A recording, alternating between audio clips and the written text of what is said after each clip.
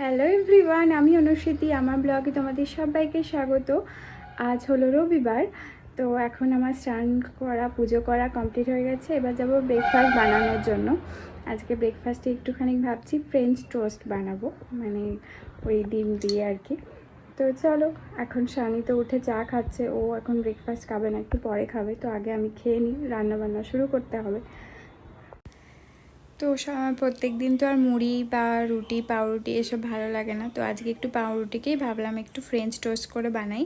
তো এখানে দুটো ডিম দিয়েছি, একটু নুন দিয়েছি, আর এখানে দিয়েছি একটু চিলি ফ্লেক্স।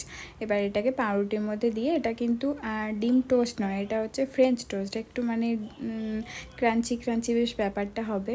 তো বানানো হয়ে গেছে, শানিকে দিয়ে দিয়েছি, আমি খেয়ে নিয়েছি ব্রেকফাস্ট। আর এবার শুরু করেছি রান্না বান্না। আজকে একটু ওই লাল শাক ছিল, যেটা অর্ধেকটা, সেই অর্ধেকটা আজকে বানিয়ে ফেললাম। আর কারণ আবার অন্য শাক কিছু বানালাম না, কলমি শাকটা কাল বানাবো। এখানে একটু বাদাম দিয়েছিলাম, আর একটু ঢ্যাঁড়স আলু দিয়ে তরকারি করব। এখানে একটু টমেটো, আদা, কাঁচা লঙ্কা পেস্ট করে রেখেছিলাম। আর এখানে আমি এখন করব মাছের দই মাছ, কাতলা দিয়ে, দই কাতলা টাইপের করব। তো তার আগে ভাবলাম জামা কাপড় আছে কিছু, ওগুলোকে আগে ওয়াশিং মেশিনটা চালিয়ে দিই। আজকে রবিবার আছে, শানির অফিস ছুটি আছে, ভাবলাম সেই জন্য আজকে কাচাকুচিটা সেরে ফেলি। তো ওয়াশিং মেশিনটা চালিয়ে দিয়েছি, আর এদিকে একটু লেবু, গোলমরিচ গুঁড়ো আর নুন দিয়ে একটুখানি মাছটাকে ম্যারিনেশন করে রাখলাম। আর এবার এই মাছ দুটোকে প্রথম ভেজে তুলে রাখবো আর কি।